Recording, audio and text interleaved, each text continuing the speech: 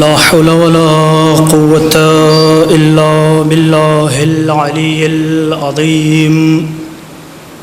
أعوذ بالله من الشيطان الرجيم. بسم الله الرحمن الرحيم.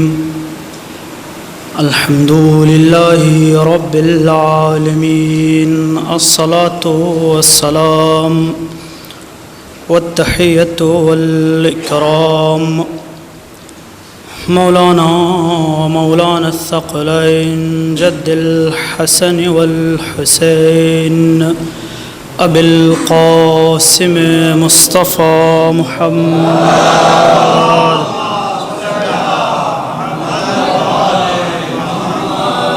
وآل أهل بيته الطيبين الطاهرين المعصومين المظلومين المنتخبين المنتجبين.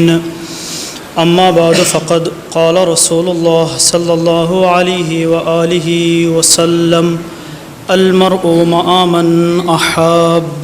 صلوات پڑھنے مل جل کے محمد وآلہ.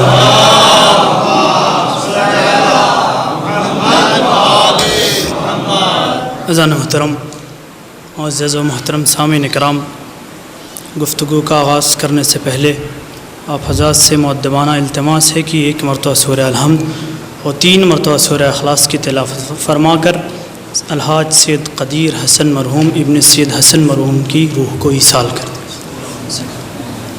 درود پڑھنے میں جن کے محمد و آل محمد.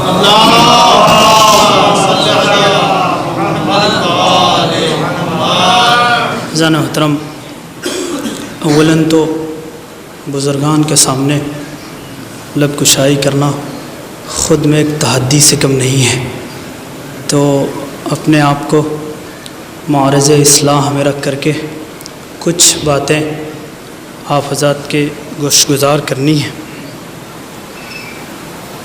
ہمیں اور آپ کو اللہ نے متعدد قوتوں سے نوازا ہے، اور ان قوتوں میں سے ایک قوت ملائمت ہے اور ایک قوت جس کا نام منافرت ہے. ان دونوں قوتوں کی بنا پر انسان میں ایک صفت پیدا ہوتی ہے.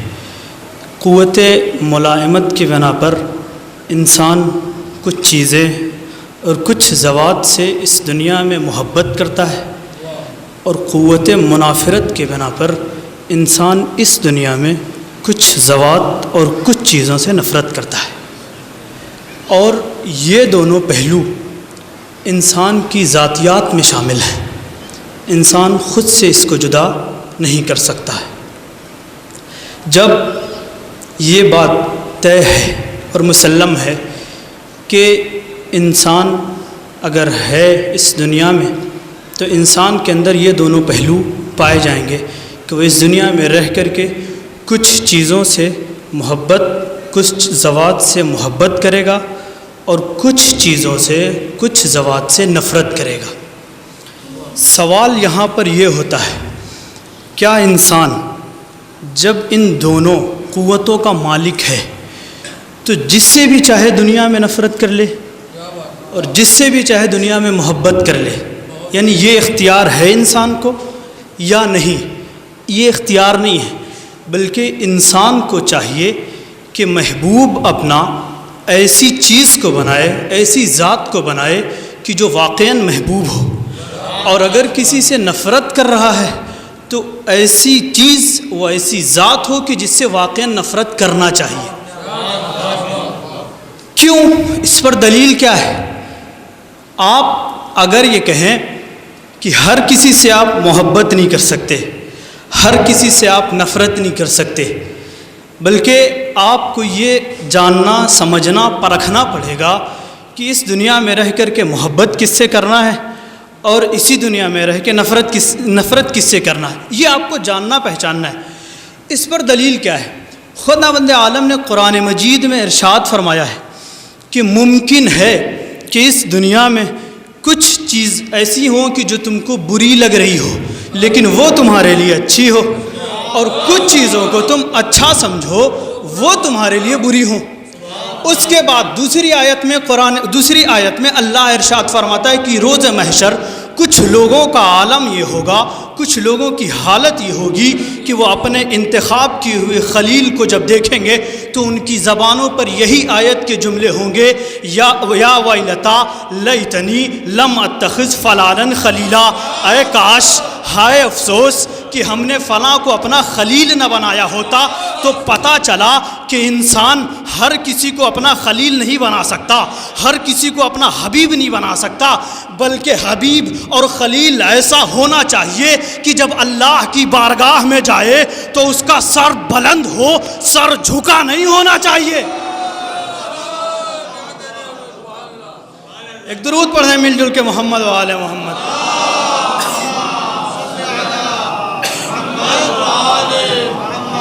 تو حبیب اور خلیل کا اختیار انسان کو ایسا کرنا چاہیے کہ جب وہ اللہ کی بارگاہ میں جائے تو کف افسوس کو نہ ملے۔ پہلا اچھا، جب یہ چیز ثابت ہو گئی کہ ہر کسی سے آپ محبت نہیں کر سکتے اور ہر کسی سے نفرت نہیں کر سکتے، پھر دوسرا سوال یہاں پر یہ پیدا ہوتا ہے کہ اتنی اہمیت کیوں ہے؟ آپ جب کسی کو اپنا خلیل بنا رہے ہیں تو خلیل ایسا ہو کہ جو آپ کو سرخرو کرے، اور جس سے نفرت کر رہے ہیں وہ نفرت بھی آپ کو سرخرو کرے۔ اتنی اہمیت کیوں ہے؟ بس اس بات کی طرف آپ کو ہلکی سی توجہ دلاتے ہوئے میں بات کو آگے بڑھاؤں۔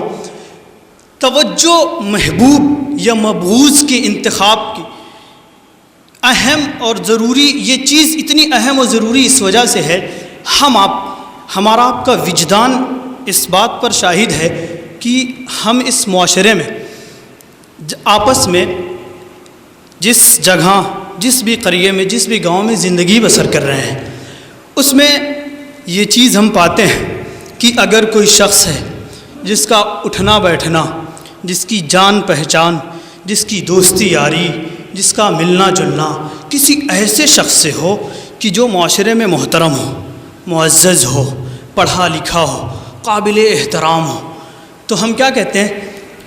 جو شخص کسی ایسے شخص کا مصاحب ہو، اس کے ساتھ رہتا ہو، یا اس کی دوستی یاری ایسے شخص سے ہو، تو ہم آپ یہی کہتے ہیں کہ یہ بڑا اچھا اور بڑا قاعدے کا انسان ہے۔ کیوں؟ کہ اس کا اٹھنا بیٹھنا اچھے لوگوں میں، اس کا ملنا جلنا اچھے لوگوں سے، اس کے دوست یار بڑے اچھے ہیں۔ یہ کیوں ہم کہتے ہیں؟ اس وجہ سے کہ اس کے دوست اچھے، خلیل اچھے، حبیب اچھے۔ اچھا، اس کے بعد اسی کا برعکس اگر اسی معاشرے میں ہمارے آپ کے نزدیک کوئی ایسا شخص ہو جس کا ملنا جلنا، جس کی دوستی یاری یا جس کا اٹھنا بیٹھنا کسی ایسے شخص سے ہو کہ جس کی معاشرے میں کوئی عزت نہ ہو، کوئی احترام نہ ہو، وہ کسی قابل نہ ہو، اس کو لوگ حقارت کی نگاہ سے دیکھتے ہوں، تو اس کے ساتھ جو شخص بیٹھتا اٹھتا ہے اس کو بھی لوگ دیکھ کر کے یہی کریں گے کہ یہ شخص اچھا نہیں ہے۔ کہا کیوں؟ اس لیے کہ اس کی جو دوستی یاری ہے، اس کا جو اٹھنا بیٹھنا ہے، وہ اچھے لوگوں میں نہیں ہے۔ یہ بات ہمارے نزدیک مسلم۔ نتیجہ یہی نکلا کہ اگر ہماری آپ کی زندگی میں، ہمارے آپ کے معاشرے میں، ہماری آپ کی دنیا میں اگر ہمارا خلیل، ہمارا دوست، ہمارا مصاحب اچھا ہو تو ہمیں عزت ملتی ہے، ہمیں احترام ملتا ہے، ہمیں رتبہ ملتا ہے، ہمیں مقام ملتا ہے۔ لیکن اگر ہمارا خلیل، ہمارا دوست ہماری زندگی میں، ہماری دنیا میں، ہمارے معاشرے میں اچھا نہ ہو تو لوگ ہمیں عزت نہیں دیتے، لوگ ہمیں احترام نہیں کرتے، لوگ ہمارا احترام نہیں کرتے، لوگ ہمارا کوئی رتبہ نہیں رکھتے، لوگ ہمیں کسی اچھی نگاہ سے نہیں دیکھتے ہیں۔ یہ بات جب ثابت ہو گئی، اس کو ذہن میں رکھیے گا۔ یہاں سے میں اپنی بات منقطع کر کے ایک بات اور آپ کے سامنے پیش کروں، پھر اس بات کو میں رکھ دوں گا۔ اس بات کو توجہ میں رکھیے گا، اس بات کو نتیجے میں رکھیے گا۔ جب یہ بات ثابت ہو گئی کہ ہمیں آپ کو جب محبوب کو یا مبغوض کو منتخب کرنا ہے، بڑی توجہ سے کرنا ہے، بڑی دیکھ بھال کے کرنا ہے۔ کہا کیوں؟ کہا اس لیے کہ ہماری زندگی میں محبوب کا بھی اثر ہوگا، مقبوض کا بھی اثر ہوگا۔ اب ہم آپ تلاش تلاش کرنے نکلیں کہ کون سا ایسا محبوب اس دنیا میں ہے، کون سی ایسی ذات اس دنیا میں ہے کہ جس سے ہم محبت کریں تو ہمیں عزتیں ملیں گی، ہمیں رتبہ ملے گا، ہمیں مقام ملے گا، ہمیں بلندی ملے گی، اور کون سے ایسے لوگ ہیں کہ جن سے جب ہم دور رہیں گے تو ان سے دور ہونے میں ہماری بھلائی ہے، ہماری اچھائی ہے، ہمارے لیے اچھا ہے۔ جب ہم تلاش کرنے لگیں تو آپ تلاش کریں، آپ روایتوں کی دنیا میں جائیے، آپ تاریخ کی دنیا میں جائیے، آپ تفسیر کی دنیا میں جائیے، جہاں جہاں آپ کو جانا ہے، جس علوم میں جانا ہے جائیے، تلاش کریے۔ تلاش کرنے کے بعد آپ کو نتیجہ میں بس دے رہا ہوں، نتیجہ یہی ملے گا کہ اگر اس دنیا میں کوئی بھی ذات لائق احترام، لائق محبت، لائق مدح و سرائی اور جو لوح لگانے کے لائق ہے تو وہ صرف اور صرف ذات اہل بیت ہے۔ ان کے علاوہ اور کوئی نہیں ہے کہ جس سے آپ لو لگا سکے، جس کو آپ اپنا محبوب بنا سکے، جس سے آپ لو لگا سکیں۔ تو اب پتہ چلا کہ اہل بیت ہی اس دنیا میں ایسے ہیں، اہل بیت ہی کی محبت اس دنیا میں ایسی محبت ہے جو اللہ کے نزدیک ہمیں سرخرو کرے گی، اور اہل بیت کے دشمن کی نفرت ایسی نفرت ہے کہ جو ہمیں اللہ کے سامنے سرخرو کرے گی۔ ایک درود پڑھ دیں مل جل کے، محمد و آل محمد۔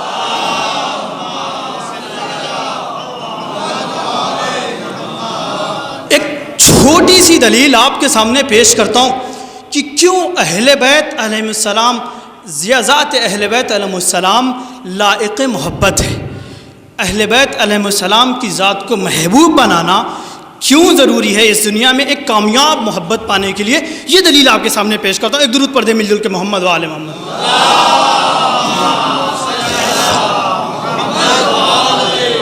قرآن مجید میں اللہ نے متعدد مقامات پہ ارشاد فرمایا۔ سب سے پہلی آیت اللہ نے ارشاد فرمایا اے ایمان لانے والو صادقین کے ساتھ ہو جاؤ۔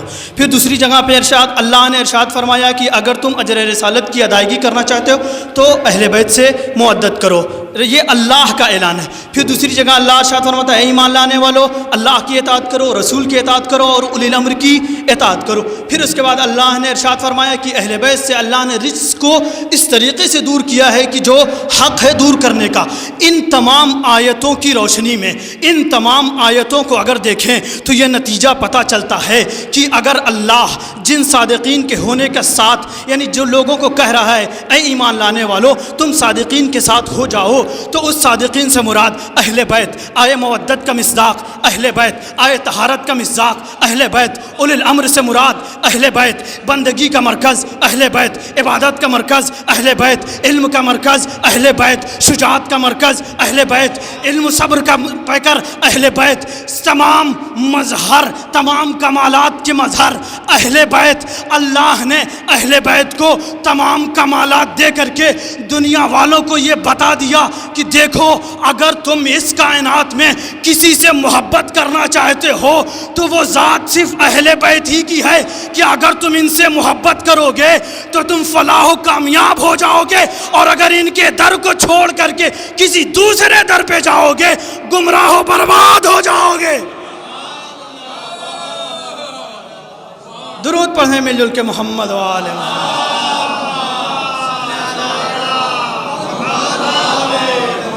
تو اللہ نے اہل بیت کو ان تمام کمالات کا مظہر بنا کر کے لوگوں کے سامنے پیش کیا۔ کیوں؟ یہ بتانے کے لیے کہ دیکھو اگر دنیا میں تمہیں ایک کمال یا تمہیں دنیا میں ایسی محبت چاہیے کہ جو محبت لائق ستائش ہو تو وہ اہل بیت کی ہے۔ اب آئیں، میں نے شروع میں جو مقدمہ آپ کے سامنے پیش کیا تھا اس میں نے کہا تھا کہ محبت، اگر کوئی بھی شخص کسی سے محبت کرتا ہے تو محب اور محبوب کے درمیان یہ جو رشتہ محبت ہوتا ہے یہ رشتہ اپنا اثر رکھتا ہے۔ اسی اثر کی بنا پر جو میں نے کہا تھا کہ لوگ احترام کرتے ہیں، اگر آپ کا محبوب اچھا ہے، آپ کا خلیل اچھا ہے تو لوگ احترام کرتے ہیں، لوگ اچھی نگاہ سے دیکھتے ہیں۔ یہ کیوں؟ یہ جو رشتہ محبت ہے اس کا اثر ہے، اس کی بنا پر آپ کو رتبے ملتے ہیں، اس کے بنا پر آپ کو لوگوں کی نگاہ میں عزت ملتی ہے۔ اب جب کوئی یہ بات ثابت ہو گئی کہ ہر رشتہ محبت اپنا اثر رکھتا ہے۔ تو جب یہ بات ثابت ہو گئی تو اہل بیت علیہ السلام سے اگر کوئی محبت کرے، اہل بیت علیہ السلام کی محبت کا دم بھرے، خود کو اہل بیت علیہ السلام کی محبت سے سرشار کرے، تو یہ بھی محبت اپنا اثر ضرور رکھے گی، یہ بھی محبت اپنا اثر ضرور دکھائے گی۔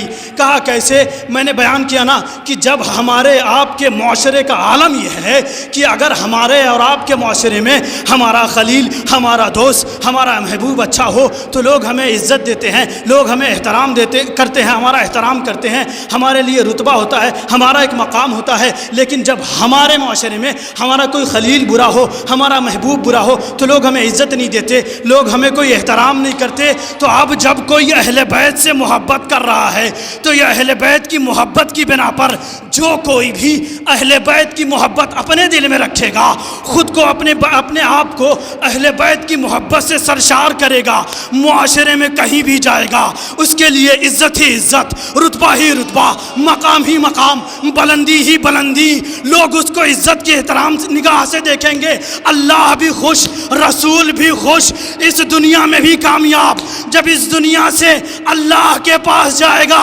وہاں بھی کامیاب۔ اور اگر کوئی اہل بیت علیہ السلام سے محبت نہ کرے بلکہ دوسرے در پہ جائے، معاشرے میں کہیں بھی جائے گا، نہ کوئی عزت، نہ کوئی احترام، نہ کوئی رتبہ، نہ کوئی بلندی، اس دنیا میں بھی ناکام، آخرت میں بھی ناکام رہے گا۔ ایک درود پڑھتے ہیں مل جل کے محمد والے۔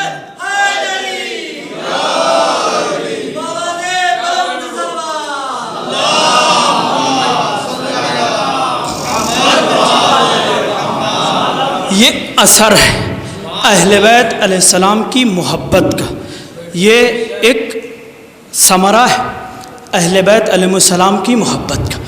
میں بس بڑی جلدی دو تین فرق آپ کے سامنے بیان کرتا ہوں کہ اگر اس دنیا میں کوئی اہل بیت علیہ السلام سے محبت کرے تو اس کا عالم، اس کا رتبہ، اس کا مقام کیا ہوگا، یا اس کو کیا کیا چیزیں ملیں گی۔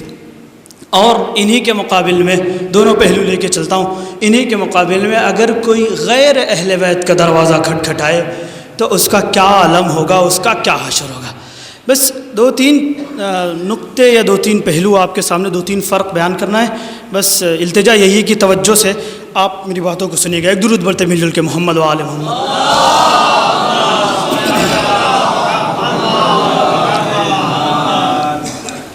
کسی بھی رشتہ محبت کا تقاضا یہ ہے کہ ہر محب اپنے محبوب سے سوال ضرور کرتا ہے۔ کوئی بھی وقت ہو، ضرورت ہو، حاجت ہو تو ہر محب اپنے محبوب سے سوال ضرور کرتا ہے۔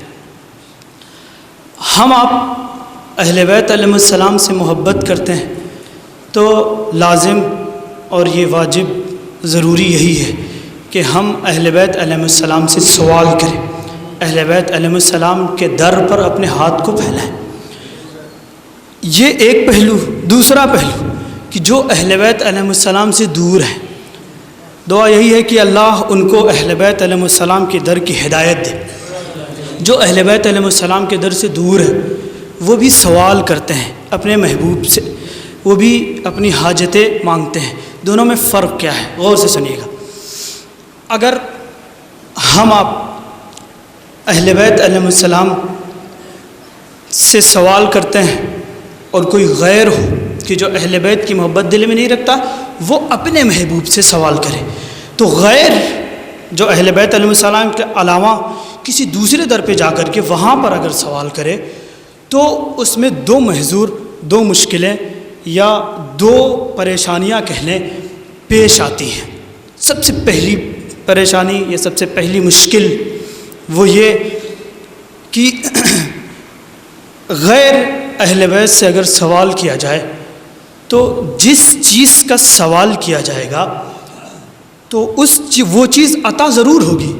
یعنی اہل بیت کے علاوہ اگر کسی اور سے سوال کیا گیا ہے، در اہل بیت کے علاوہ کسی اور در پہ اگر دستک دی گئی ہے تو عطا تو ہوگی وہ چیز، جس چیز کا سوال ہے وہ چیز ملے گی، جواب ملے گا، لیکن جواب محدودیت کے ساتھ ملے گا۔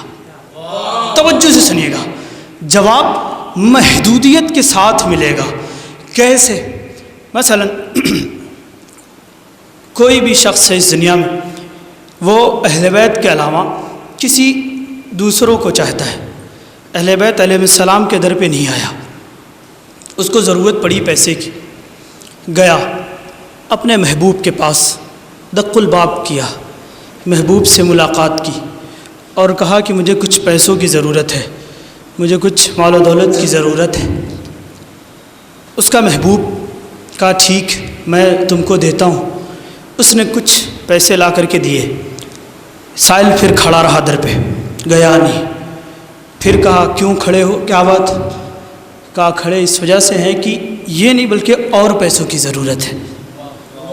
اس نے دوبارہ دیا، پھر سائل گیا نہیں، یعنی وہ محب گیا نہیں، در پہ کھڑا رہا۔ پھر اس نے پوچھا کیوں، کیا ہوا، گئے نہیں؟ کہا نہیں۔ کہا کیوں، وجہ کیا ہے؟ کہا اور پیسوں کی ضرورت ہے۔ اس نے دیا، دیتے دیتے آخر میں نتیجہ یہ حاصل ہوا کہ سائل اپنے سوال پر باقی رہا، اور جو اس کا محبوب مدد کرنے والا تھا اس کا جواب یہ آیا کہ بس میں اتنا ہی پیسہ دے سکتا ہوں، اس کے بعد نہیں دے سکتا۔ محبوب کا جواب اس کے یہی آیا کہ بس اتنا ہی مدد کر سکتا، مثلا 50,000 1,00,000 بس اتنا ہی دے سکتا تھا، اس کے بعد اب میری مجال نہیں ہے، اس کے بعد اب میری سکت نہیں ہے۔ وہ وہاں سے مایوس ہو کر کے چلا آیا۔ تو آپ نے غور کیا، پوری بات توجہ سے سنیں، آپ نے غور کیا کہ غیر اہل بیت یعنی اہل بیت کا نہ چاہنے والا وہ غیر اہل بیت کے در پہ گیا، دستک دیا، سوال کیا، ہاتھوں کو پھیلایا، اس کو جو چاہیے تھا وہ ملا، لیکن توقع جتنی تھی، امید جتنی تھی، اس سے زیادہ نہیں ملا۔ جتنی توقع تھی، جتنی امید تھی، اس سے زیادہ نہیں ملا۔ لیکن فرق یہی ہے، اہل بیت کی محبت میں اگر اہل بیت کے در پر سوال کیا جائے، اہل بیت کے در کو دستک دیا جائے اور غیر اہل بیت کے در کو دستک دیا جائے، فرق یہی ہے کہ اگر غیر اہل بیت کے در پہ دستک دیا جائے عطا تو ہوگا لیکن محدود ہوگا، کم ہوگا، توقع کے برابر بھی نہیں ملے گا۔ لیکن اگر کوئی اہل بیت کے در پر آئے، اہل بیت کے در پہ دستک دے، تو اہل بیت توقع سے زیادہ دیں گے۔ اس کی واضح مثال راہب اہل بیت کے در پر آیا، اس کی قسمت میں اولاد نہیں تھی، حسین نے 1 نہیں 2 نہیں 3 نہیں بلکہ 7 اولاد راہب کو عطا کی۔ عطا کرنے کے بعد دنیا والوں کو یہ بتا دیا، دیکھو اگر اللہ کی بارگاہ میں کچھ چاہیے تو ہمارے در سے آؤ، ہمارے وسیلے سے آؤ، تمہیں توقع سے زیادہ عطا ہوگا۔ ایک درود پڑھیں مل جل کے محمد و آل محمد۔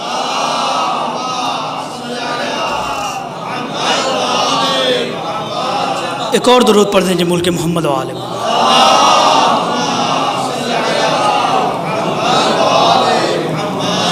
یہ پہلی مشکل، پہلا محظور اور پہلا معنی کہ اگر آپ غیر اہل بیت کے در پر دستک دیتے ہیں یا کوئی سوال کرتے ہیں تو یہ پہلی مشکل۔ دوسری مشکل، توجہ سے سنیے گا، دوسری مشکل یہ ہے کہ اگر آپ غیر اہل بیت کے در پہ جاتے ہیں، وہاں پہ سوال کرتے ہیں، تو آپ جس چیز کا مطالبہ کریں گے، جس چیز کا سوال کریں گے، اسی تک محدود رہ جائیں گے۔ پھر آپ کا اس در سے تمسک جس چیز کا مطالبہ ہے اسی میں آپ محدود رہ جائیں گے، اس سے سرایت کر کے آپ دوسری چیزوں کی طرف نہیں جائیں گے۔ جیسے جو مثال میں نے پہلے معنی میں دیا تھا، پہلی مشکل میں دیا تھا، اسی کو میں دہراتا ہوں۔ مثال کیا دیا تھا کہ اگر غیر اہل بیت کے در پہ جا کر کے کوئی مال اور دولت کا سوال کرے تو عطا محدود ہوتی ہے۔ اب یہاں پر کیا ہے؟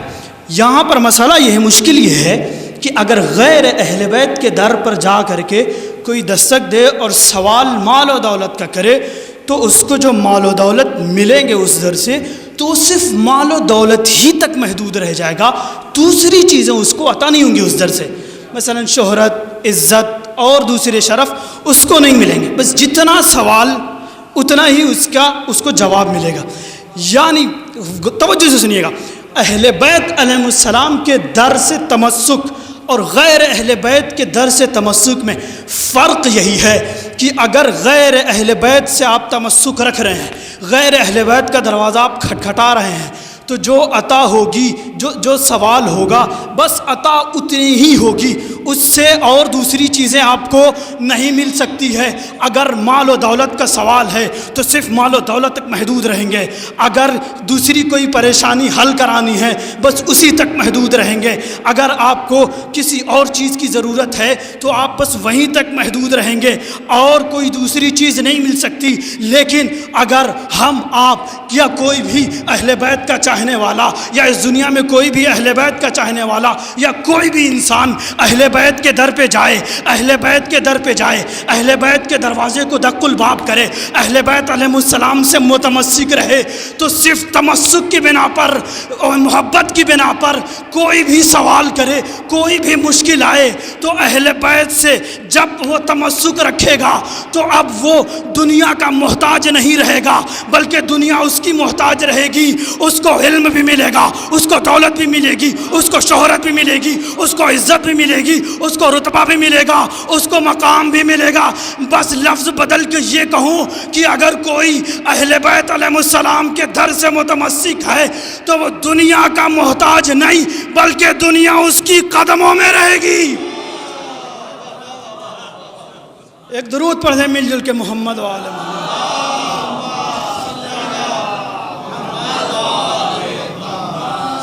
یہ دوسرا فرق کہ اگر کوئی اہل بیت علیہ السلام کی محبت اپنے دل میں رکھے تو، اور اسی کے مقابل میں غیر اہل بیت کی محبت دل میں رکھے، تو یہ ایک فرق یہ تھا کہ اگر آپ کوئی سوال کر رہے ہیں تو سوال کرنے میں جو جواب ہوگا یا جو آپ وہاں اس در سے جو عطا ہوگا، تو دونوں در سے کیا کیا عطا ہوگا یہ فرق واضح ہوگا۔ ایک اور فرق آپ کے سامنے بڑی جلدی سے بیان کر کے میں اپنی بات کو سمیٹتا ہوں۔ کوئی بھی رشتہ محبت اس دنیا میں ہو، چاہے وہ دنیاوی ہو، چاہے اخروی ہو، چاہے جیسا ہو، اس میں محبوب کی ایک ذمہ داری اپنے محب کے تئیں یہ بھی ہے کہ اگر محبوب کسی مشکل میں ہے، اس کو ضرورت ہے کسی مدد کی، تو محبوب کی ذمہ داری یہ ہے کہ اپنے محب کی مدد کے لیے جائے، اپنے محب سے اس کی مشکل کو دور کرے۔ اگر ایسا نہ ہوا تو پھر یہ رشتہ محبت لسانی ہوگا، قلبی نہیں ہوگا، یا پھر صرف ایک دعویٰ ہوگا، حقیقت سے اس کا کوئی لینا دینا نہیں ہوگا۔ جب یہ بات مسلم ہے، یہ رشتہ محبت کا تقاضا ہے، جب یہ بات مسلم ہے، اب آئیں دونوں پہلو سامنے رکھیں کہ اگر کوئی غیر اہل بیت کی محبت دل میں رکھ رہا ہے، یا غیر اہل بیت اگر کسی کے محبوب ہیں، تو مشکل وقت میں وہ کیسے اپنے محب کی مشکل روائی کرتے ہیں یا مشکل کشائی کرتے ہیں، اور اہل بیت علیہ السلام اپنے چاہنے والے کی کیسے مشکل کشائی کرتے ہیں۔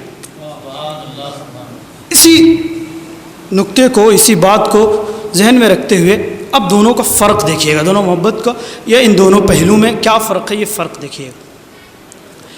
اگر ہم آپ کوئی چھوٹی موٹی مشکل میں ہیں اور تب آ کر کے آپ کا محب اس مشکل کو حل کر دے رہا ہے، تو ستائش ہوگی، آپ اس کی تعریف کریں گے، آپ اس کی مدح سرائی کریں گے، لیکن یہ بھی کہیں گے کہ کام بڑا معمولی سا تھا یا مشکل بڑی چھوٹی تھی اور وہ حل ہو گئی۔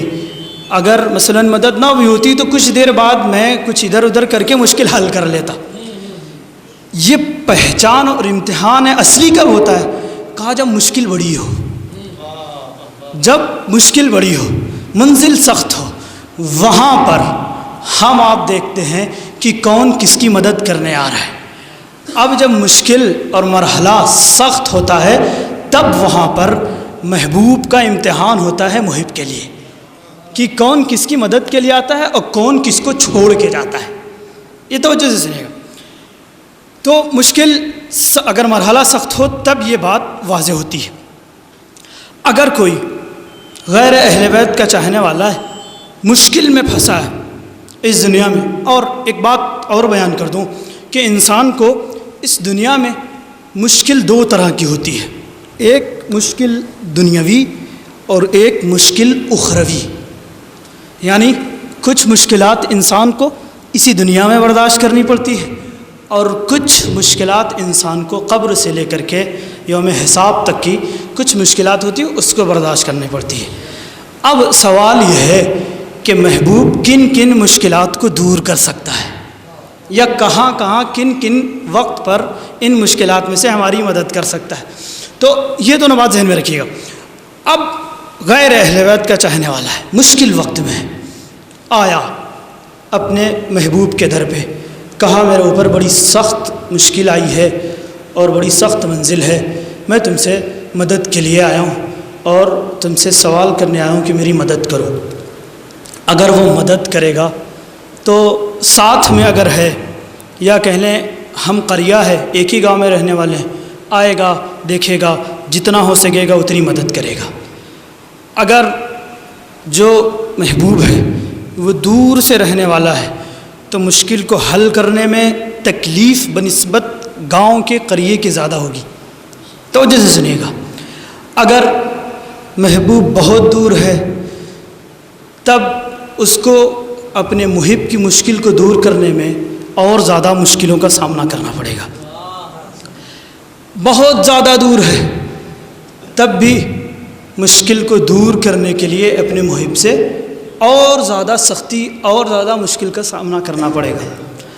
میں آخر میں نتیجے تک آتا ہوں. دنیا کے لوگوں میں، یعنی جو کوئی بھی دنیا میں انسان ہے، اہل بیت کے علاوہ غیر اہل بیت کسی کو بھی اپنا محبوب بنا لے، اس کی مشکل حل کرنے کی طاقت آخر میں کتنا سے کتنا بھی طاقتور انسان ہو، کتنے ہی اختیار اس کے ہاتھوں میں ہیں اور کتنی ہی طاقت اس کے ہاتھوں میں ہو، بس وہ اگر مدد کر بھی سکتا ہے تو اسی دنیا میں، مدد کر بھی سکتا ہے تو اسی دنیا میں، مشکلات کو دور کر سکتا ہے تو صرف دنیاوی مشکل کو دور کر پائے گا. اگر پوری طاقت بھی وہ اپنی لگا لے، دنیا کے بعد آخرت کی جو مشکلیں ہیں، آخرت کی جو منزلیں ہیں، اس کو کوئی بھی دنیا کا محبوب دور نہیں کر پائے گا، اس کو دنیا کا کوئی بھی شخص دور نہیں کر پائے گا. لیکن اللہ نے کچھ ذات کچھ ایسے انوار، کچھ ایسی ہستیاں اس دنیا میں ایسی بنائی ہیں کہ جو لوگوں کی اس دنیا میں بھی مشکل کشائی کرتی ہیں اور اس دنیا کے بعد آخرت میں بھی مشکل کشائی کرتی ہیں. کا اب فرق سمجھ میں آیا کہ اگر کوئی اہل بیت کے در سے متمسک رہے اور اہل بیت علیہ السلام کو اپنی مشکل کشائی کے لیے بلائے تو اہل بیت اس کی دنیا میں بھی مشکل کشائی کرتے ہیں اور آخرت میں بھی مشکل کشائی کرتے ہیں. آخرت تو کجا، انسان کی قبر کی پہلی منزل انسان جب اس دنیا سے جاتا ہے تو سب سے پہلے قبر میں جاتا ہے. قبر کیسی جگہ جہاں پہ تاریکی، خوفی خوف، نہ کوئی مونس، نہ کوئی ہمدم، نہ کوئی ناصر، نہ کوئی مددگار، نہ کوئی اپنا، نہ کوئی پرایا، کوئی نہیں ہے. وہاں پر ہمارا آقا، ہمارا مولا، ہمارا سید، ہمارا سردار ہمارے سرہانے آ کر کے کہتا ہے گھبرانا نہیں، دنیا میں تمہاری مشکلیں آسان کرتا تھا، میں یہاں پر بھی تمہاری مشکلیں آسان کرنے آیا. ایک درود پڑھ دیں مل جل کے محمد و آل محمد.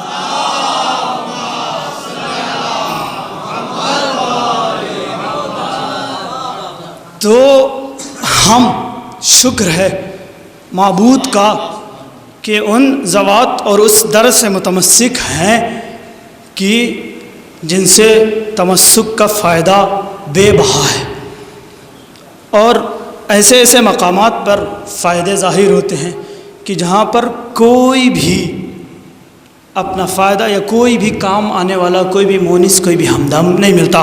فرق اور بھی تھے اور بھی بیان کرنا تھا لیکن دامن وقت میں گنجائش نہیں ہے. بس جس منزل پر آیا ہوں میں اسی پہ 2-3 باتیں اور آپ کے سامنے پیش کرنا ہے اور میں اس رحمت کو تمام کروں گا. کہا جب ہم آپ اس دنیا کی منزل کو طے کر کے قبر کی منزل میں جاتے ہیں یا آخرت کی منزل میں جاتے ہیں تو وہاں پر بھی ہم جن سے محبت کرتے ہیں وہ ہماری مدد کے لیے آتے ہیں، اور ہمارا آپ کا کوئی بھی چاہنے والا یا اہل بیت علیہ السلام کا چاہنے والا امام حسین علیہ السلام کا عزادار جب اس دنیا سے جاتا ہے تو لبوں پہ یہی رہتا ہے کہ میں چلا ہوں علی سے ملاقات کو، جس کی تھی آرزو وہ گھڑی آ گئی۔ ہمیں موت آتی ہے تو ہمارے لب مسکرانے لگتے ہیں، ہماری پیشانیوں پہ ایک طرح کی جو زندگی کے غموں کا بل ہوتا ہے وہ ہٹ جاتا ہے۔ کیوں؟ صرف اس لیے کہ ہم اپنے سید و سردار کی زیارت کریں گے، ہم اپنے آقا و سردار کی زیارت کریں گے۔ اچھا، یہ بات سلم ہے اور ثابت ہے روایات میں کہ کوئی بھی اس دنیا میں جب انتقال پاتا ہے تو حضرت علی علیہ السلام کی زیارت ضرور ہوتی ہے۔ جناب شیخ مفید علیہ الرحمہ اپنی امالی میں اس روایت کو نقل کرتے ہیں کہ جناب حارث ہمدانی امیر المومنین علیہ السلام کے پاس ہے۔ توجہ سے سنیے گا کہ اگر ہم اب اس دنیا سے جاتے ہیں یا جب کوئی بھی اہل بیت کا چاہنے والا اس دنیا سے جاتا ہے تو اشتیاق زیارت امیر المومنین اس قدر عالی رہتی ہے کہ ہمارے لبوں پہ خوشی رہتی ہے، اور ہم یہی کہتے ہیں کہ اگر ہمیں 70 بار موت آئے اور اس 70 بار موت آنے میں 70 بار ہمیں علی کی زیارت نصیب ہو تو ہم 70 بار مرنے کے لیے تیار ہیں، موت سے پیچھے نہیں ہٹنے والے ہیں۔ توجہ سے سنیے گا، یہ محبت کا اثر ہے، یہ اہل بیت کے در سے تمسک کا اثر ہے کہ موت ہمارے لیے اتنی آسان ہو گئی ہے۔ جناب حارث ہمدانی امیر المومنین علیہ السلام کے پاس آئے، حالت غیر تھی، ضعیفی کا عالم تھا، اور جب امیر المومنین علیہ السلام کے پاس آئے تو سوال کیا امیر المومنین نے، خیریت کس لیے آئے ہیں آپ؟ تو جناب حارث ہمدانی کا محبت بھرا جملہ تھا اور محبت بھرے انداز میں جواب یہی تھا، اے امیر المومنین آپ کی محبت یہاں تک لے آئی ہے۔ اب یہاں پر روایتیں دو ہیں، کچھ روایتیں کہتی ہیں کہ یہاں پر جناب حارث ہمدانی نے امیر المومنین سے کہا کہ ہم آپ کے چاہنے والے کے بارے میں بڑے فکر مند ہے۔ کہا کیوں؟ کہا اس لیے کہ کچھ لوگ غالی ہیں اور کچھ لوگ مقصر بن گئے ہیں۔ پھر وہاں پہ امیر المومنین نے کہا کہ ان میں سے جو متوسط راہ اختیار کی ہیں وہی کامیاب ہیں۔ کچھ روایت یہ کہتی ہے اور کچھ روایت یہ کہتی ہے کہ امیر المومنین علیہ السلام نے جب جناب حارث ہمدانی سے یہ محبت بھرا جملہ سنا تو امیر المومنین کے یہی جملے تھے، جواب یہی تھا۔ بڑی توجہ سے سنیے گا اور پھر اس کے بعد وہ لطف محسوس کریے گا، وہ اس محبت کا لطف محسوس کریے گا کہ جو اہل بیت علیہ السلام کی ہمارے دلوں میں ہے، جو ہمارے دلوں میں دھڑک رہی ہے، یا جو ہمارے دل اس محبت سے سرشار ہیں، اس محبت کا لطف لیجیے گا۔ پھر جناب حارث ہمدانی کو امیر المومنین نے جواب دیا کہ اے حارث ہمدانی، یہ محبت کی جس کی گرمی تم ابھی محسوس کر رہے ہو، یہ محبت کی جس کو تم محسوس کر رہے ہو، تم اس محبت کی گرمی کو اس وقت بھی محسوس کرو گے جب تمہاری روح نکلنے والی ہوگی، تمہارا آخری وقت ہوگا۔ اس کے بعد تم اس محبت کی گرمی اس وقت بھی محسوس کرو گے جب تم پل صراط سے گزرو گے۔ اس کے بعد اس محبت کی گرمی تم اس وقت بھی محسوس کرو گے جب میں حوض کوثر پہ لوگوں کو سیراب کروں گا، تو اس وقت بھی تم اس محبت کی گرمی کو محسوس کرو گے۔ تم ویسا ہی مجھے پاؤ گے جیسا آج تم محبت میں مجھے پا رہے ہو۔ اس کے بعد جناب حارث ہمدانی، روایت مکمل ہو گئی، میں روایت پوری نہیں پڑھتا ہوں۔ اس کے بعد جناب حارث ہمدانی کی یہ پوری ملاقات، یہ پورا جو کلام امیر المومنین علیہ السلام سے ہوا، یہ جو پورا مکالمہ امیر المومنین علیہ السلام سے ہوا، اس کو جناب سید ہمیری جو بہت بڑے شاعر گزرے ہیں انہوں نے اپنے اشعار میں ڈھالا۔ اس کے بعد وہ دوسرا شعر ان کے اشعاروں میں سے یہی تھا، یا ہار ہمدانی من یمت یرنی من مؤمن او منافق قبلا۔ اے حارث ہمدانی یاد رکھو، کوئی بھی اس دنیا سے اگر جاتا ہے، کوئی بھی اگر انتقال کرتا ہے تو وہ مجھے دیکھتا ضرور ہے، چاہے منافق ہو یا چاہے مومن ہو، ہر کوئی اس دنیا سے جانے والا مجھے دیکھتا ضرور ہے۔ جناب سید ہمیری کا شعر یہ تھا، مجھے ایک شعر کسی اردو ادیب کے یاد آ گئے، وہ شعر کیا عزیز و توجہ سے سنیے گا، بس نتیجہ آپ کے حوالے ہے۔ کیا کہا کہ درود پڑھتے ہیں مل جل کے محمد و آل محمد پہ۔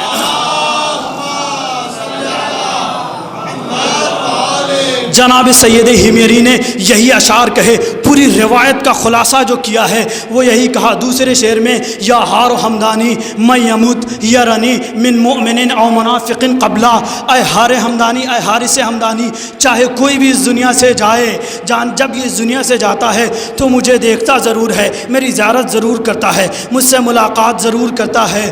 کسی اردو ادیب شاعر کے یہ 4 مصرے مجھے یاد آ گئے کہ موت جب صاحب کردار سے ٹکراتی ہے وہ تو مرتا نہیں، خود موت ہی مر جاتی ہے۔ ارے یہ تو ترکیب ملاقات علی ہے، ورنہ موت حیدر کے غلاموں کو کہاں آتی ہے؟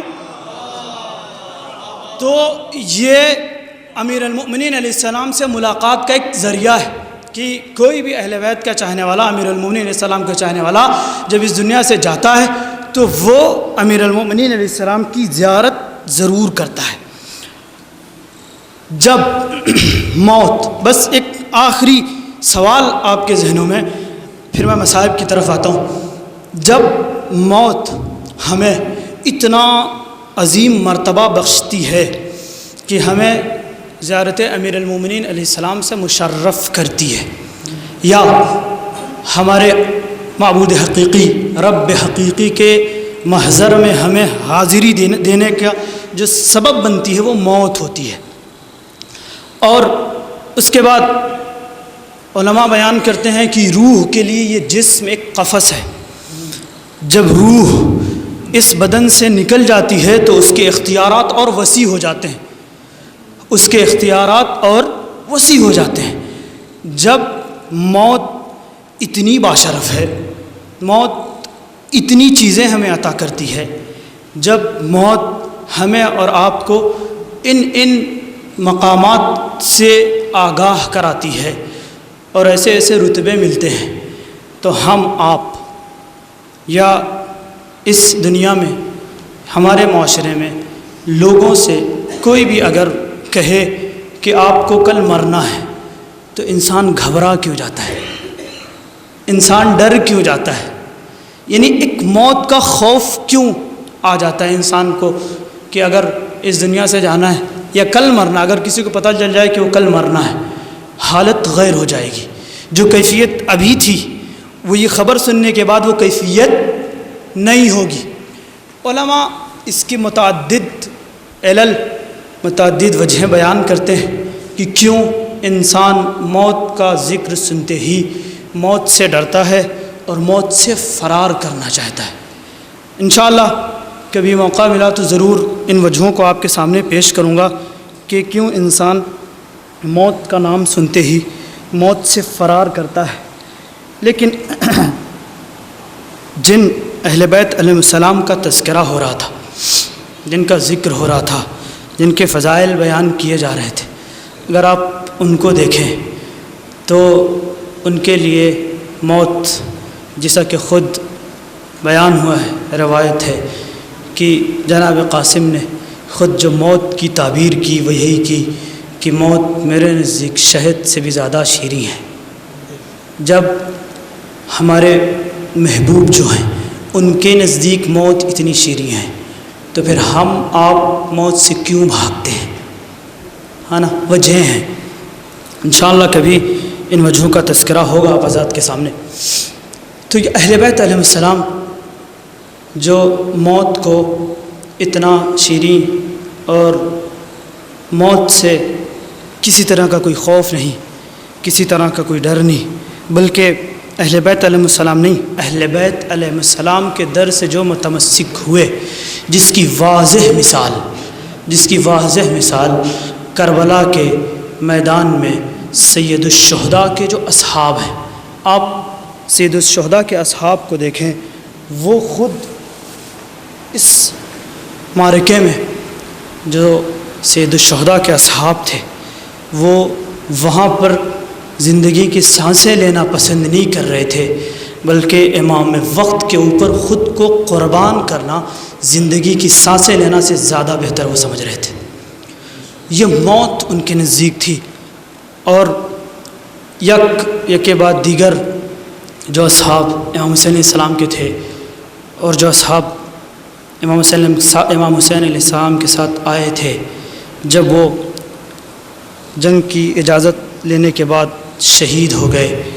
یک و تنہا غریب زہرا کربل کے میدان میں جب یک و تنہا غریب زہرا رہ گیا تو امام نے آواز استغاثہ بلند کی، لبوں پہ 3 جملے آئے، حل من ناصر ینصرنا، حل من مغیث یغیثنا، حل من ذاب یذب عن حرم رسول اللہ۔ علماء بیان کرتے ہیں مولانا یہ 3 جملے کیوں کہا؟ کا ناصر وہاں پر انسان لفظ نصر استعمال کرتا ہے جہاں پر اس کے مدد کرنے والے کوئی اپنے ہوں۔ جب کوئی اپنا نہ بچے تو پھر اس کے بعد انسان لفظ مغیث استعمال کرتا ہے۔ کہا لفظ مغیث کب استعمال ہوتا ہے؟ کہا اس وقت جب کوئی اپنا نہ ہو، انسانیت کے ناطے مدد کے لیے جب کسی کو بلایا جاتا ہے تو لفظ مغیث استعمال کیا جاتا ہے۔ جب کوئی اپنا بھی نہ ہو اور انسانیت کے ناطے کوئی مدد کرنے کے لیے بھی آگے نہ بڑھے، تب آخر میں سوال ہوتا ہے اس کائنات میں، اس دنیا میں کوئی ہے کہ جو امام حسین علیہ السلام نے سب مخاطب کر کے کہا کوئی ہے کہ جو اہل حرم سے یا رسول کے اہل حرم کا کوئی دفاع کر سکے، ان کا کوئی دفاع کر سکے؟ کوئی جواب نہ آیا۔ اگر جواب کسی نے دیا تو حسین کا ششماہا۔ جان محترم، بس رخصتی کے کچھ مناظر آپ کے سامنے پیش کرنا ہے اور پھر میں اپنی اس رحمت کو تمام کروں گا، آپ کی رحمتوں کو تمام کروں گا۔ امام حسین علیہ السلام جب خیمے میں آئے ہیں رخصت ہونے کے لیے، صاحب زبدۃ المصائب فرماتے ہیں امام حسین علیہ السلام سر کو جھکا کر کے گریہ کرنے لگے۔ گریے کی وجہ کیا تھی نہیں پتہ، گریہ کیوں کر رہے تھے نہیں پتہ۔ صاحب ناسخ التواریخ لکھتے ہیں کہ امام حسین علیہ السلام جب آئے خیمے میں تمام بیویوں کو جمع کیا، جمع کرنے کے بعد بیویوں کو، ہر ایک بیوی کو جب جمع کر لیا ہے، صبر کی تلقین دینا شروع کر دیا۔ کہا میرے بعد جتنے مصائب آئیں گے صبر کرنا، میرے بعد کوئی مشکل آئے گی صبر کرنا، میرے بعد کوئی بھی مقام ایسا آئے کہ جو مشکل ہو، سخت گھڑی ہو، صبر کرنا۔ امام حسین علیہ السلام تمام بیویوں سے یہ کہنے لگے، کہتے کہتے اور ایک جملہ آگے بڑھا۔ امام حسین علیہ السلام نے کہا کہ اے بیویوں، تم اپنے مقنے اور چادروں کو درست کر لو، اپنے سر پر رکھ لو۔ جب امام نے یہ جملہ کہا، جناب زینب نے سوال کیا، بھیا یہ سوال یہ کیوں کہہ رہے ہیں آپ، یہ کیوں آپ فرما رہے ہیں؟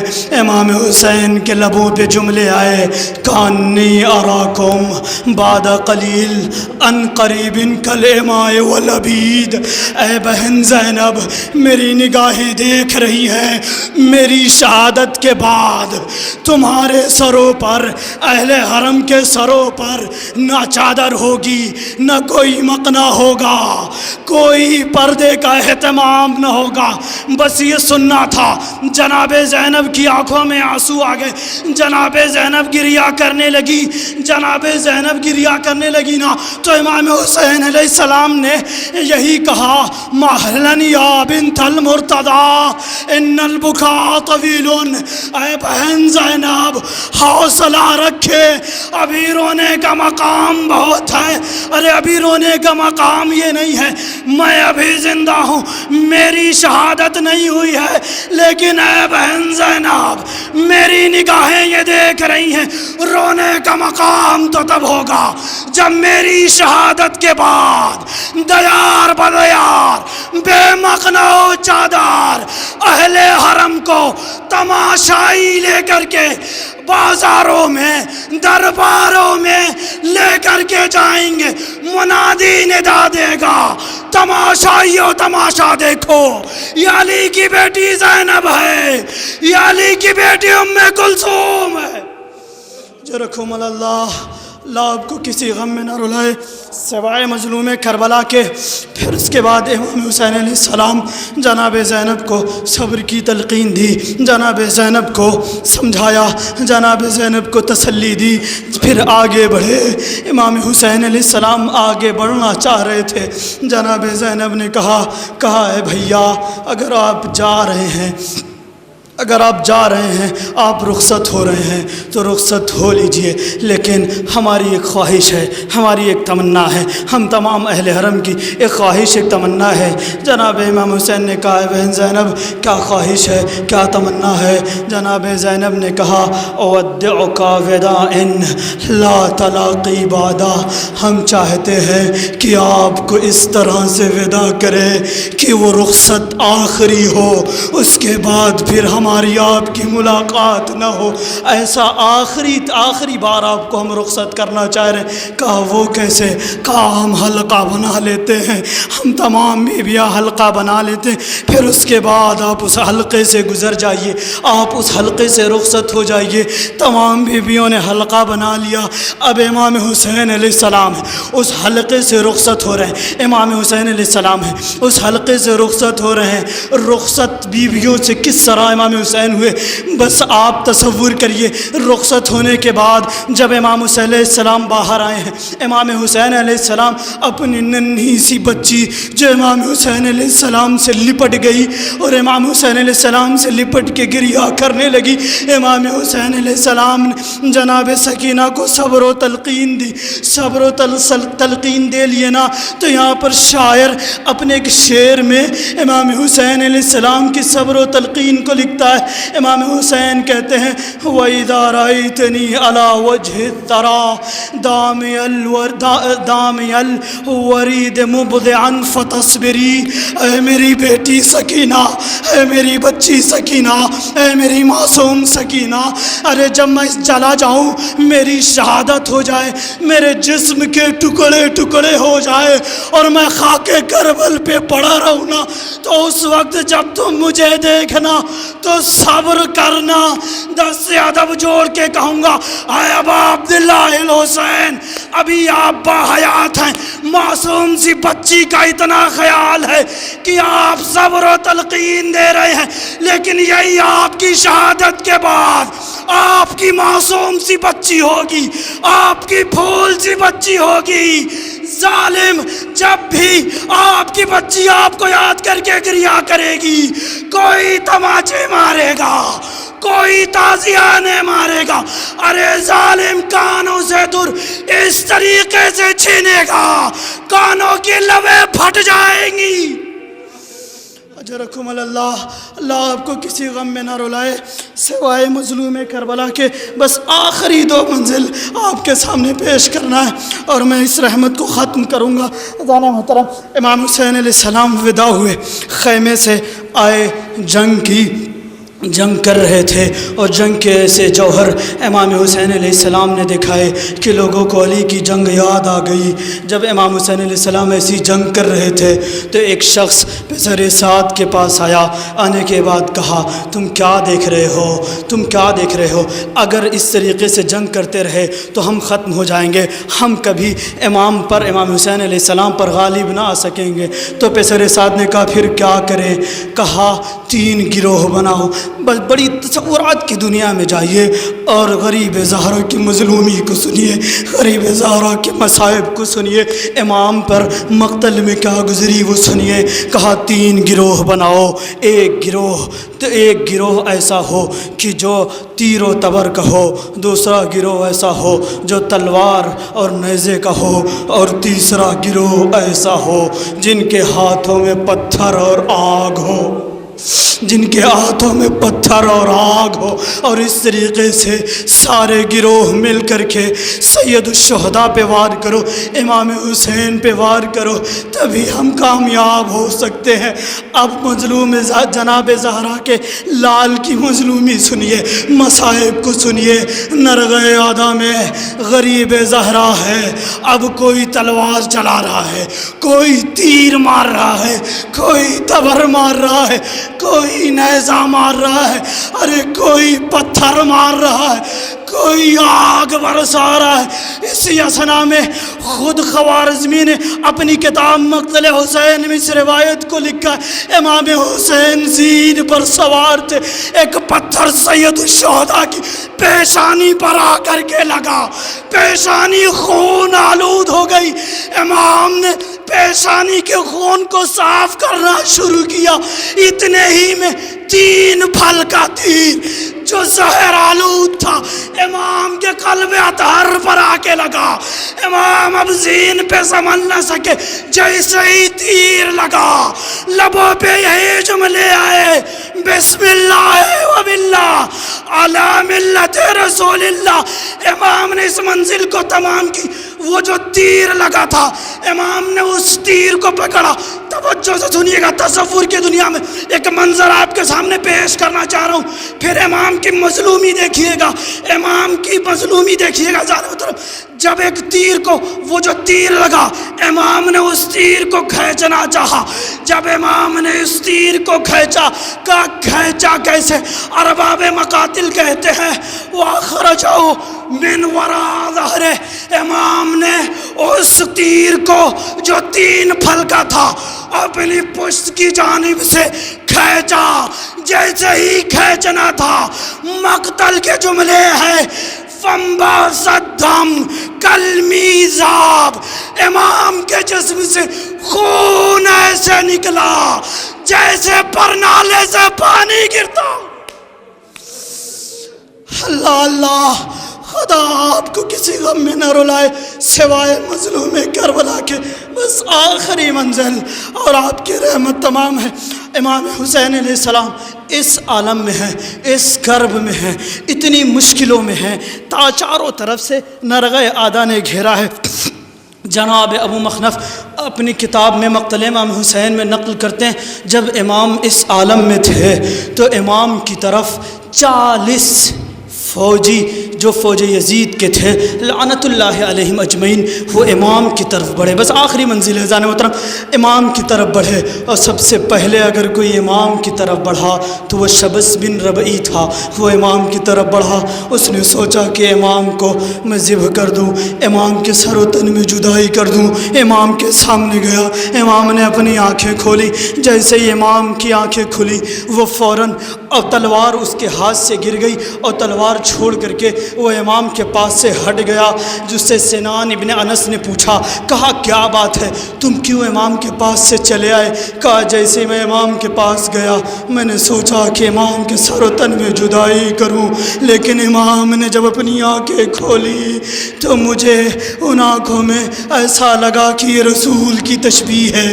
پھر مجھ میں تاب نہ رہی کہ میں امام کے سر و تن میں جدائی کروں. شبس بن ربعی پیچھے ہٹ گیا، سنان بن انس اس کے بعد آگے بڑھا. اس نے تلوار لی، آگے بڑھا، امام کے قریب آیا. جب امام نے اس کے سامنے آنکھیں کو کھولا، اس نے سامنے آنکھوں کو کھولا تو اس کے بھی ہاتھ کانپنے لگے. ہاتھوں میں تاب نہ تھی کہ امام کے سر و تن میں جدائی کر سکے. وہ بھی وہاں سے ہٹ گیا. لوگوں نے پوچھا، شمر آگے بڑھا، سنان سے پوچھا، کہا کیا بات ہے، تم کیوں آ گئے، تم نے کیوں سر و تن میں جدائی نہیں کی؟ اس نے کہا امام نے جب اپنی آنکھیں کھولی، امام نے جب اپنی آنکھیں کھولی تو میں ان آنکھوں کو دیکھ کر کے امام کے والد بزرگوار حضرت علی کی شجاعت مجھے یاد آ گئی. میں اس وجہ سے اب مجھ میں تاب نہیں رہی کہ میں امام کے سر و تن میں جدائی کروں. وہ بھی پیچھے ہٹ گیا. اب شمر نے تلوار لی. اب یہ ملعون آگے بڑھا. جیسے ہی آگے بڑھا امام کے قریب گیا. مقتل کے جملے ہیں فرفسہ برجلہ، امام کو اس نے اپنے پیروں سے مارا. کیسے مارا اس ملعون نے؟ کہا رفسہ کے معنی کیا ہے؟ عربی لغت میں رفسہ کے معنی ہوتے ہیں کسی کو اپنے پیر سے سینے پر مارنا، اس کو رفسہ کہتے. شمر جیسے ہی قریب گیا سید الشہداء کے سینے پہ اپنے پیروں سے وار کرنے لگا. سید الشہداء نے سوال کیا، تم کون ہو؟ کہا میں شمر. اس کے بعد شمر نے کہا کہ حسین ابھی تک 2 لوگ آئے واپس چلے گئے، میں ان جیسا نہیں ہوں، میں تمہارے سر و تن میں جدائی کروں گا. اب شمر ہے امام مظلوم کا گلا ہے. جب تو امام حسین سے اس کی کچھ گفتگو ہوئی، بس گفتگو کا نتیجہ میں مجلس کو تمام کر رہا ہوں. آخر میں امام نے اس سے کہا کہ اگر تم مجھے قتل کرنا چاہتے ہو نا تو مجھے 1 قطرہ آب دے دو، میں بڑا پیاسا ہوں. امام نے جب یہ سوال کیا تو اس نے کہا نہیں اے حسین، ہم تم کو پانی نہیں دے سکتے۔ ارے تمہارے بابا حوض کوثر پہ سیراب کریں گے نا، ابھی کچھ دیر بعد جا کر کے ان سے ہی پانی پی لینا۔ پھر اس امام نے کہا ٹھیک ہے، اگر تم مجھے قتل کرنا چاہتے ہو ایک کام کرو۔ کہا کیا؟ کہا تمہارے پہ خدا کی قسم ہے، بس تم اپنے چہرے سے ایک بار نقاب ہٹاؤ۔ شمر نے نقاب ہٹایا، امام نے کیا دیکھا؟ کہا شمر کا چہرہ کتے کی شکل کا تھا، پھر اس کے بعد اس کے جسم پر ایسے بال تھے کہ جو کل خنزیر، جو خنزیر جیسے تھے، اور اس کے چہرے پہ سفید داغ، اور وہ اندھا تھا۔ توجہ سے سنیے، بس آخری منزل۔ امام نے جب اس کے اس منظر کو دیکھا لبوں پہ جملے آئے، کہا کہ میرے نانا کی بات سچ ہو گئی۔ کہا کیا فرمایا تھا نانا نے؟ کہا کہ اے بیٹا، تم کو قتل کرنے والا میرے بابا علی سے میرے نانا نے یہی فرمایا تھا کہ تمہارے اس بیٹے کو ایسا شخص قتل کرے گا کہ جو کتے سے مشابہ ہوگا، جو اندھا ہوگا، جس کے سفید داغ ہوں گے۔ بس اتنا ہی کہنا تھا۔ شمر ملعون کو غصہ آیا، لبوں پہ یہی جملے آئے، اتشبہنی بالکلب، تم ہمیں نجس جانور سے تشبیہ دیتے ہو۔ بس اتنا ہی سننا تھا۔ امام کو پشت پا جانب کیا۔ جب پشت پا جانب کرنے کے بعد امام کو اس نے ذبح نہیں کیا، بلکہ امام کی گردن پر پشت سے اپنی تلوار سے ضربت مارنا شروع کیا۔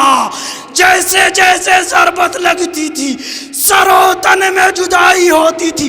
اللہ کسی بہن کو یہ منظر نہ دکھائے۔ خیمے کے در سے ایک دکھیا بہن یہ منظر دیکھ رہی تھی، لبوں پہ یہی جملے تھے، اے شمر، میرا ماں جایا بے گناہ ہے، میرے ماں جائے کو ذبح نہ کر، میرے ماں جائے پہ رحم کر۔ لیکن شمر ایک نہ سنا، سر و تن میں جدائی ہو گئی، فرات کا پانی نیزوں اچھلا۔ سیعلم الذین ظلموا أي منقلب ينقلبون إلهي بحق الزهراء وأبيها وبعلها وبنيها والسر المستودع فيها بارلا تجاوز محمد وآل محمد کا ہماری اس عبادت کو قبول فرما۔ بارلا تجاوز محمد وآل محمد کے دنیا کے گوشے میں جہاں بیشیان حیدر کرار ہیں ان کی جان مال عزت ابرو اور ایمان کی حفاظت فرما۔ بارلا تجاوز محمد وآل محمد کا میں جو بھی مجبوری حال ہیں، پریشان حال ہیں، ان تمام کی مجبوری اور پریشانیوں کو دور فرما۔ بارلا تجاوز محمد وآل محمد کا میں جو بھی مریض ہیں ان تمام کے مرض کو دور فرما۔ بارلا تجاوز محمد وآل محمد کا ہمارے اعمال سے ہمارے وقت کے امام کو راضی اور خوشنود فرما۔ بارلا تجاوز محمد وآل محمد کا ہمارے وقت کے امام کے ظہور میں تعجیل فرما اور ان کے اعوان و انصار میں ہمیں شمار فرما۔ آپ حضرات سے ایک مرتبہ پھر مؤدبانہ التماس ہے کہ ایک مرتبہ سورہ الحمد اور 3 مرتبہ سورہ اخلاص کی تلاوت فرما کر الحاج سید قدیر حسن مرحوم ابن سید حسن مرحوم کی روح کو ایصال کر